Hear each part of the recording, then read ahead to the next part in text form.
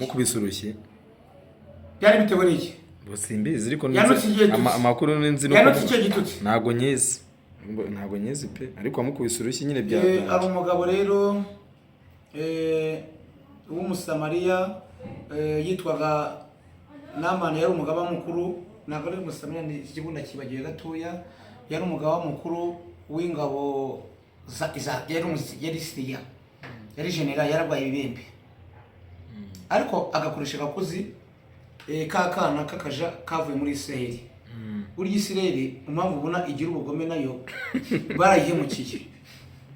None akana kabwira general ngo ariko iwacu mu gihugu cy'iwacu hari umugabo wakuvura kandi ugakira. Yari umuhanuzi witwa Elisa. Ati se yamvura ibibembe? Ati yakuvura. Akana kakaje ati reka nzajya kumureba. Afata ishovari cyangwa se ingamiya tubita icyo gihe, ashyiraho amafeza, ashyiraho amazahabu, ajyana n'ingabo ze zimurinze. Agiye asanga Elisa ari umugabo mugufi cyane, umeze nka nzovu, yenze kuri igiti byariwe Yesu, ameze nka nzovu cyangwa Zakayo. Noneho araza general azamugeraho, aramubwira ngo nje kuri umugabo witwa Elisa. Abantu wize Bibiliya ndabibonye. Ati nje kuri umugabo witwa Elisa. Atari kuri Elisa niwe wagezeho. Abaza abagaragu, ndashaka Elisa. Baraceceka. Ariko abaturage babo barabateye Elisa muri kumwe. Uyu Elisa ati ntabwo mwemera. None Elisa aramubwira ati ibyo twigiye impaka, Imana yambonye ibikiza ibibembe. Genda mu mugezi uri hariya. Mwaretse gusakuza mani, turi mu kiganiro. Turi mu kiganiro sister. Babwire baceceke turi mu kiganiro. No kuvuga ngo muvuge gake mama. Noneho ajya mu cyusi nkuko wajya mu Nyabugogo. Ese ngo tugenda wibire inshuro 7. Aririre. Ubwo uri kumurikira, uri kumva impamvu nafunzwe. Umubare 7 ni umubare w'Imana utajya uhinduka. Aramuga ati genda wibire inshuro 7. Noneho Elisa abona umugabo umeze nka nzovu w'igikure, aramuga ati se koko uyu ni we Elisa? Agaragwa ati nyamuneka urashagukira, genda wibire hara mu kiziba. Yibira inshuro ya mbere, yibira inshuro ya kabiri, yabanje gupinga, ariko abagaragwa mugira inama ati jyamo. Izesha mwaje mu kinyopfuro, urabona tutari mu kiganiro, uzuka muri kwica ikiganiro ngaha bikomereze kama. No kuvuga ngo ijambo ry'Imana mwana. Tubicyari mu ijambo ry'Imana.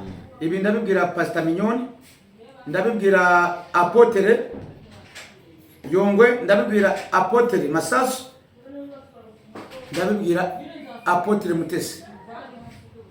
Noneho rero ubwo turacyari mu by'Imana. Ari ibiro yari yapinze, ariko abagaragwa mu inama ati wipinga. Yibira inshuro ya mbere ashaka kubivamo, iya kabiri ashaka kubivamo, iya gatatu asohoka mu cyusi. Wamubatizaga Simusi abo ngo nyamuneka uretse arabura kane, aragaruka abatizwa 5, abatizwa 6, ibembe bitari byavaho. Ariko umubare w'Imana iyo ugeze isaha igeze, ibi bitangaza gitwaza byumve. Pastor Mutesi byumve, Pastor Masaza byumve. Nize teoloji ku Gisenyi, nize ibijyanye na Bibiliya. Nabaye muri kuri ambassadors, nararirimbye, nayoboye amajwi yageze kuri tenor, bass, alto, soprano. Nano umugabo agiye mu mazi inshuro ya 6, ariko umubare w'Imana we taragera, isaha yari taragera, umunota n'isaha byari bitaragera. Yibiramo gatoya ku masegonda 45, ndayabara 48, ndayabara 52, ndayabara 57, ndayabara 59. Ku isegonda rya nyuma ryuzuza umunota, umugabo avuyemo amera nk'agahinja kavuye mu nda ya nyina. Nabibemba gifite. Bitangaza by'Imana byose bigira gute? Uwo ni umubare wa 7. Uwo ni umubare w'Imana. uwo mubare Imana yawubwiye uwo bita Moses na Aroni. Moses yagiye gusenga Imana ku musozi Sinayi, amarayo amajoro 40 n'iminsi 40. Asanga Abisirayeli baramwibagiwe, bikoreye Imana y'igipupe. Ahita afata amategeko 20 ayakubita hasi, yikura imyenda aravuga ati izi ngegera z'Abisirayeli zisuzuguye, ariko Imana bagenda gakeya. Ntabwo ari uri gukora, nakuvanye mu Egiputa, nari mu gacuko hejuru. Imana yagendanye n'Abisirayeli kuva mu Egiputa ku buretwa bw'imyaka 470. Moses yasanze bari gukoroniza Abisirayeli, yica Umwegiputa.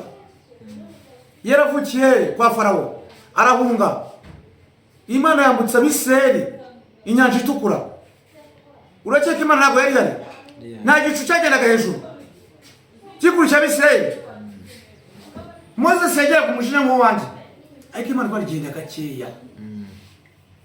Bageze ku nyanja itukura, Moses ararakara, aravuga ati Imana yatuvanye mu Egiputa itubeshya ngo izatuyobora iri hehe? Ijwi rivuga mu gicu riravuga ngo Abisirayeli bose babyumva. Nubwo ngo Abisirayeli tuvuge ko wenda Abisirayeli bavuye mu Egiputa, tuvuge ko bari nka miliyoni nka 200, bari ku gikundi gutya, bari ku nyanja itukura, bumva ijwi ritutse hejuru. Ati Moses genda gakeya, ufite iki mu ntoki? Ufite inkoni, ngishyiriye hagati aho ngaho. Nuko n'abantu bambuka amazi ne yari nyanja itukura, ntibambukira ahantu humutse. Ijwi ryavuye mu gicu hejuru,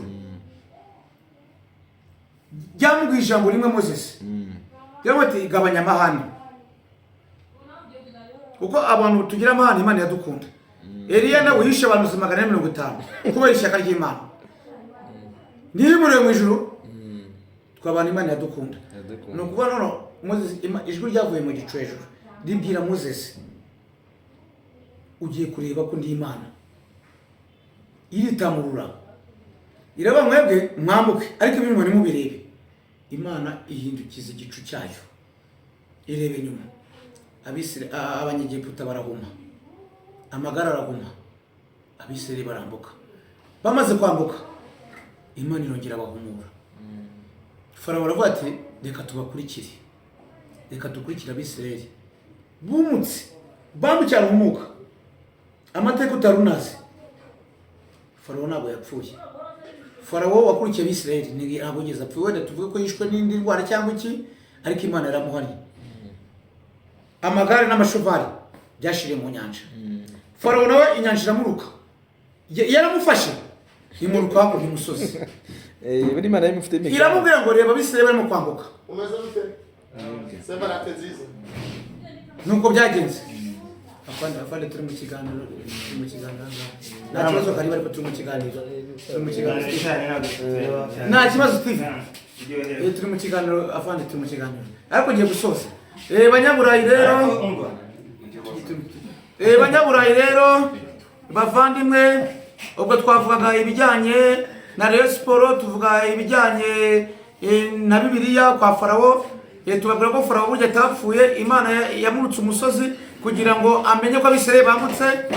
Ubwo rero turangije ikiganiro hano, twari turi mu kabari k'inshuti yacu twa Samu, ariko ntabwo twizimba, ntabwo natwe tubakire twenyine. Banyita Kabananga TV, nari kuri Amuza TV. Nomero zacu ni 0782558881. Banyita Kapiteni Isaac, ariko sindi kapiteni w'umusirikare, ndi kapiteni w'abasinzi. Ciao ciao.